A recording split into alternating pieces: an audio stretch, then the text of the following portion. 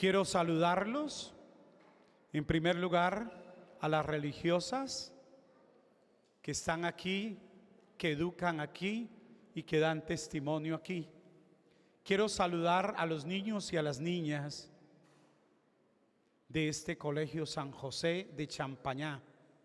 Quiero saludar a quienes siguen la transmisión de la Santa Misa por diversos medios.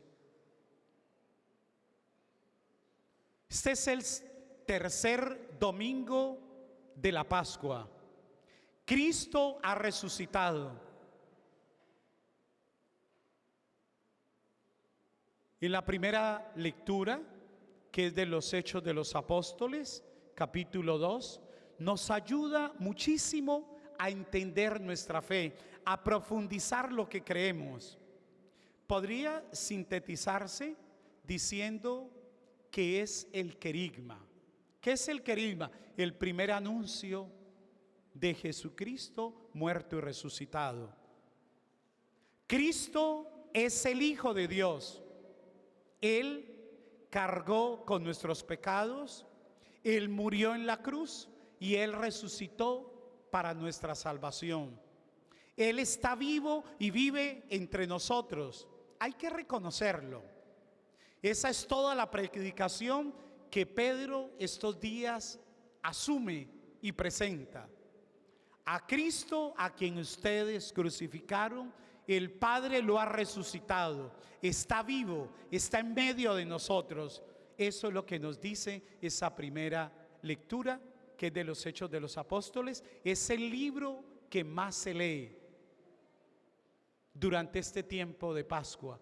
Va contando paso a paso todo lo que hacen los profetas, todo lo que hacen los apóstoles, todo lo que viven los apóstoles. Me gustaría que ustedes, no solamente los aquí presentes, sino los que siguen esta Eucaristía, pudieran tener la facilidad durante estos días leer no solamente los evangelios que cuentan la resurrección de Jesús, sino el libro de los Hechos de los Apóstoles, que cuenta bellamente todo lo que Jesús les permite hacer a los discípulos, cómo se va consolidando esa comunidad cristiana, cómo se va fortaleciendo y cómo sin temor, ya sin ningún temor, empiezan a anunciar a Jesús y a este resucitado que vive y vive para siempre. El Evangelio es el capítulo 24 de San Lucas. Cuenta unas cosas muy bellas. Iban dos discípulos desde Jerusalén a un pueblo llamado Emaús, más o menos 10 kilómetros. ¿Cuál es la característica? Que iban muy tristes. Habían matado a aquel en quien ellos habían puesto toda su fe, toda su esperanza. Esperaban que fuera el rey de Israel, que fuera el Salvador, que fuera todo. Y van caminando hacia Emaús con mucha tristeza. ¿Qué se dice? Lamentando la muerte de Jesús, como cuando uno regresa de un funeral.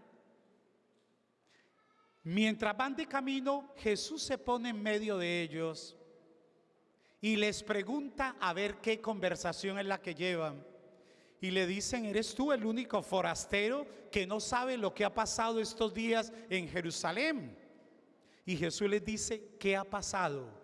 Y Jesús empieza a contarles desde Moisés hasta los profetas y les ilustra toda la escritura, todo lo que dice acerca de él. Ya cerca del lugar donde iban, ya cerca de Emaús, le dijeron: entra, quédate con nosotros, porque está tarde y va a oscurecer. Jesús hizo ademán de seguir adelante, pero al final entró. Vamos a sacar algunas enseñanzas para nuestra vida. Cuando uno habla de Jesús, cuando uno busca a Jesús, Él se pone en nuestro camino. Es a través de la palabra que uno acrecienta la fe. Jesús se pone en el camino y Él mismo lo va educando a uno, lo va llevando a la verdad total, lo va llevando a conocer todo el misterio de la resurrección, todo el misterio por el cual Él vino, dio la vida por nosotros y está vivo y sigue con nosotros. Esa es la gran verdad. Él llena de alegría el corazón de estos dos discípulos que van camino a Emaús. Jesús entra, le ofrecen la cena, Él parte el pan, pronuncia la bendición y cuando parte el pan se dan cuenta que es Jesús e inmediatamente Él desaparece. Y venían ellos mientras van corriendo para anunciar que Cristo ha resucitado. Venían comentando, ¿no ardía nuestro corazón mientras Él nos contaba las Escrituras? Mientras Él hablaba, no sentimos cansancio, estábamos felices y empezaron a correr para Jerusalén. Llegan donde estaban los discípulos y la alegría. Es verdad, el Señor ha resucitado y lo reconocimos al partir el pan. Segunda cosa en la que yo quiero enfatizar es a través de la palabra, a través de la comunidad y a través de la Eucaristía, donde ustedes y yo debemos reconocer a Jesús. Quiero hacerles esta invitación. Hay que ir más a la palabra de Dios. Hay que leerla más, hay que entenderla más, para que Jesús se meta con nosotros, para que Jesús entre a nuestra vida, para que entre a nuestra familia, para que entre a nuestros colegios, para que entre a nuestras comunidades, para que entre a nuestra ciudad, para que entre a nuestro departamento, para que entre a nuestro amado país, que necesita callar un poco y escuchar más la palabra de Dios. A Colombia, a Cali, al Valle, le falta escuchar más a Jesús. Hay gente triste, pasan muchas cosas, pero muchas de ellas por no escuchar a Jesús. El creyente debe hacer silencio para escuchar a Dios. Dios habla en el silencio y en el silencio debe ser escuchado.